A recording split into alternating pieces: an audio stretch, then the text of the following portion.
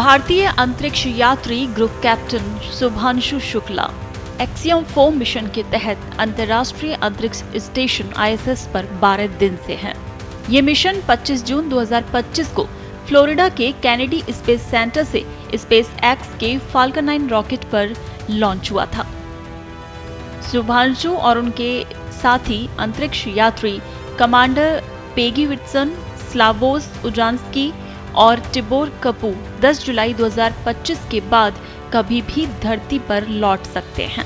जी हां, 10 जुलाई यानी आज 10 जुलाई के बाद अब कभी भी शुभांशु शुक्ला और उनके साथियों की धरती पर वापसी हो सकती है और पूरा देश भारत शुभांशु शुक्ला की सुरक्षित वापसी का इंतजार कर रहा है।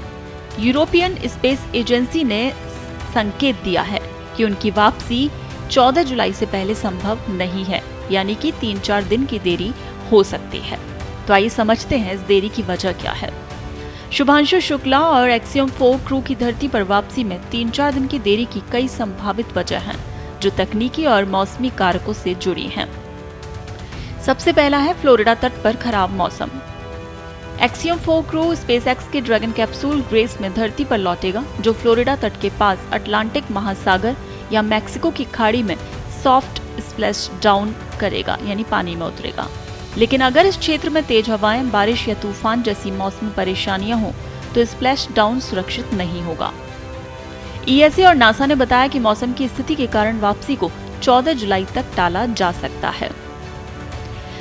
ISS के रूसी जज़्बेदा मॉड्यूल में हाल ही में एक प्रेशर लीक की समस्या सामने आई थी। नासा और रूस की अंतरिक्ष एजेंसी रोसकोस्मोस ने इसकी मरम्मत की, लेकिन मरम्मत के बाद एक नया प्रेशर सिग्नेचर देखा गया।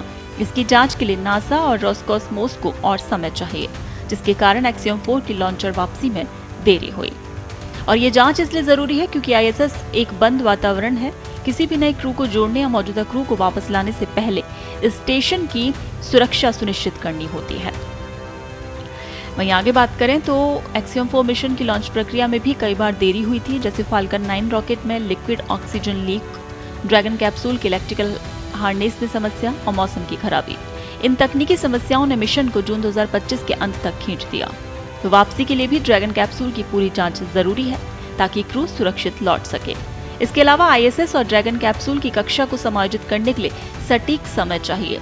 अगर मौसम या तकनीकी कारणों से समय चूक जाता है तो अगले उपयुक्त लॉन्च विंडो का इंतजार करना पड़ता है।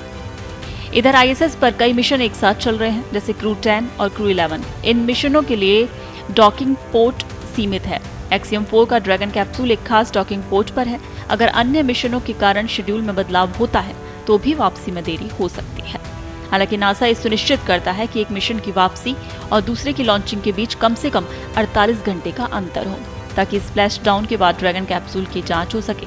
अगर मौसम या तकनीकी कारणों से 14 जुलाई तक वापसी नहीं हो पाती तो नासा और स्पेसएक्स जुलाई के मध्य में अगले लॉन्च विंडो का इंतजार करेंगे। क्रू को ISS पर अतिरिक्त दिन बिताने पड़ सकते हैं, जहां उनके पास पर्याप्त भोजन, ऑक्सीजन और अन्य संसाधन है। आपको बता दें, एक्सियम 1 मिशन में भी क्रू ने खराब मौसम के कारण 17 दिन बिताए थे। इसरो और नासा क्रू की सुरक्षा को प्राथमिकता देते हैं, इसलिए कोई भी जोखिम नहीं लिया जाएगा।